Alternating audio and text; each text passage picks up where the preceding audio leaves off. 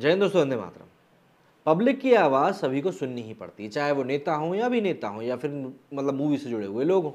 तो ऐसे में आदि पुरुष का जब टीज़र लॉन्च हुआ तो चाहे रावण का चित्रण हो, चाहे श्री हनुमान का चित्रण हो, चाहे मतलब भगवान श्री राम का चित्रण हो, सभी के ऊपर लोगों ने काफ़ी उंगलियां उठाई। और सिर्फ उंगली नहीं उठाई बल्कि कई सारे नेताओं ने तो इसके ऊपर केस करने की बात करी थी। मध्य प्रदेश के गृह मंत्री नरोत्तम मिश्रा ने भी इसके ऊपर काफ़ी बड़ी उंगली उठाई थी। तो ऐसे में मेकर्स उस समय जो कि जस्टिफाई कर रहे थे इन सभी चीज़ों को कि भाई आज का रावण तो खिलजी जैसा ही दिखेगा क्योंकि खिलजी आज के समय का रावण है, और 10 तरह की बातें उन्होंने कही थी। लेकिन इन सभी चीज़ों के बीच में अब मेकर्स ने जब इसको पोस्टपोन फाइनली कर दिया है, तो ये साफ तौर पर बताने के लिए काफ़ी है कि भाई कहीं ना कहीं मेकर्स को भी इस बात का इल्म हो चुका है कि भाई जनता की अगर नहीं सुनी तो ये 400 करोड़ में जो मूवी बनी हुई है इसका बंटाधार हो जाएगा। और इन सब चीज़ों के बीच में एक और बात निकल कर ये सामने आ रही है कि हो सकता है आदि पुरुष का बजट जो है वो करीब करीब 100 करोड़ रुपए बढ़ाया जाए, जिससे कि और जो चीज़ें इस मूवी में सही करनी है उनको ठीक तरीके से सही किया जा सके। तो ऐसे में ये मूवी अब तक की भारत में बनी सबसे महंगी मूवीज़ में शुमार हो जाएगी। क्या कुछ बदलाव किए जा रहे हैं और क्या कुछ खबरें आ रही हैं और कैसे अतीत में कुछ और मूवीज़ के साथ ऐसा ही कुछ हुआ है, जान लेते हैं इस वीडियो में। अभिनेता प्रभास की फिल्म आदि पुरुष अपने पोस्टर और टीजर के रिलीज होने के बाद से ही लगातार चर्चाएं बनी हुई है। अब हाल में फिल्म के रिलीज डेट को भी 5 महीने आगे सरका दिया गया है।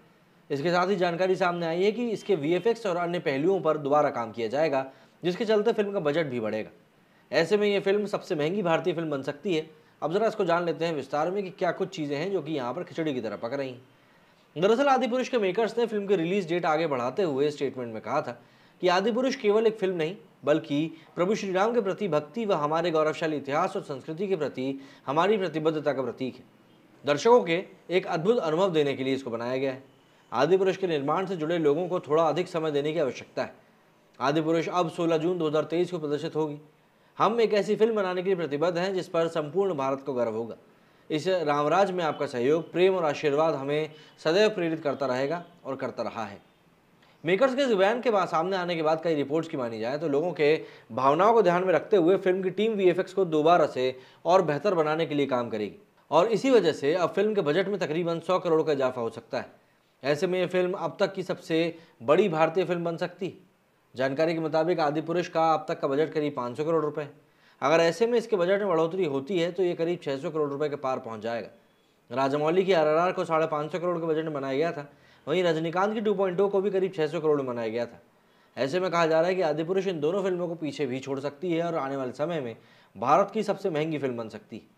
बात करें आदि पुरुष की तो इसकी कहानी रामायण पर आधारित है, जिसमें साउथ अभिनेता प्रभास प्रभु श्री राम और देवदत्त नागे भगवान हनुमान के किरदार में, जबकि कृति सेनन माता सीता की भूमिका निभा रही हैं, वहीं सैफ अली खान लंकापति नरेश का किरदार निभा रहे हैं। इसके अलावा फिल्म में तृप्ति टाडलमल, सनी सिंह निज्जर, वत्सल सेठ और देवदूत नेज ने भी अहम भूमिकाएं निभाई।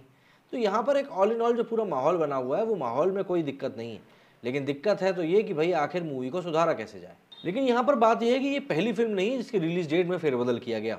इससे पहले भी कई फिल्मों की रिलीज डेट में कुछ बदलाव हुए हैं, जरा उनके बारे में भी जान लेते हैं।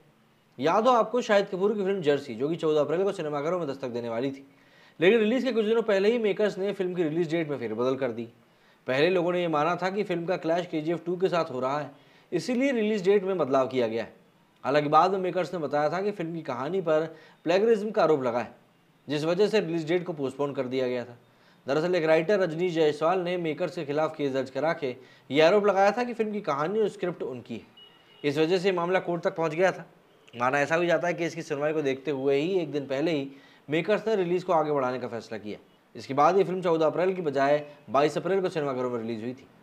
वहीं आरआरआर, गंगूबाई कठियावाड़ी और ब्रह्मास्त्र समेत बहुत सारी फिल्मों की रिलीज डेट में कोविड के कारणों से ही बदलाव हुआ था। जहां फिल्में 2019 या 2022 में सिनेमाघरों में दस्तक देने वाली थी, वहीं कोविड के कारण फिल्में 2022 में थिएटर्स में रिलीज हुई थी। मतलब ये अपने आप में एक बहुत बड़ी बात थी। मतलब ब्रह्मास्त्र की अगर बात करें तो पहले इसको 15 अगस्त 2019 को करना था रिलीज, लेकिन इसके बाद में ये करीब करीब 3 साल बाद मतलब 9 सितंबर 2022 को रिलीज हुई। वहीं आरआरआर को भी 30 जुलाई 2020 को आना था, तो ये भी फिर 24 मार्च 2022 को आई। इसी के साथ मेजर जो है उसको भी 30 जुलाई 2020 को आना था, इसके बाद वो भी 24 मार्च 2022 को आई थी आरआरआर के ठीक साथ में। गंगूबाई कठियावाड़ी को भी 30 जुलाई 2021 को आना था, लेकिन वो भी फिर 6 महीने रुककर 25 फरवरी 2022 को आई। और ठीक ऐसा ही सूर्यवंशी के साथ भी हुआ कि वो 24 मार्च 2020 को ना आकर 5 मार्च 2021 को मतलब करीब 1.5 साल बाद रिलीज हुई। अब देखिए, क्लैश के कारण भी कई बार डेट जो है बदली जाती हैं। दरअसल दोनों स्टार की फिल्म है, अगर शाहरुख खान और सलमान खान की बात करें तो दोनों स्टार की फिल्में रईस और सुल्तान 2016 में जुलाई में रिलीज होने वाली थी। क्लैश से फिल्मों को नुकसान ना हो इसलिए रईस की रिलीज को बढ़ाकर मेकर्स ने 27 जनवरी 2017 कर दिया था। फिल्म लाल सिंह चड्ढा और बच्चन पांडे क्रिसमस 2022 के मौके पर रिलीज होने वाली थी, लेकिन आमिर खान की रिक्वेस्ट के बाद अक्षय की फिल्म बच्चन पांडे को क्रिसमस से पहले 18 मार्च 2022 को ही रिलीज कर दिया गया था। हालांकि बाद में लाल सिंह चड्ढा भी क्रिसमस से पहले ही रक्षाबंधन के मौके पर 11 अगस्त को थिएटर्स में आ गई थी। इसी के साथ साथ ऋतिक रोशन ने भी अपनी फिल्म सुपर 30 की रिलीज डेट में बदलाव किया था। वजह यह थी कि उसी दिन कंगना की भी फिल्म जजमेंटल है क्या रिलीज होने वाली थी। ऋतिक ने पोस्ट शेयर करते हुए उसकी जानकारी दी थी। उन्होंने मेकर से रिक्वेस्ट कर रिलीज डेट में बदलाव करा दिया, क्योंकि वो नहीं चाहते थे कि उनकी मूवी का किसी के भी साथ विवाद हो और किसी भी तरह से उनकी मूवी को किसी पछड़े में फंसना पड़े।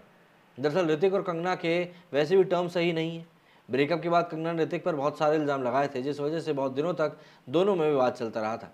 इसलिए ऋतिक दोबारा से रिस्क नहीं लेना चाहते थे। इस बदलाव के बाद सुपर 30 को 12 जुलाई 2019 को रिलीज़ किया गया था और 26 जुलाई 2019 को जजमेंटल है क्या रिलीज़ हुई थी।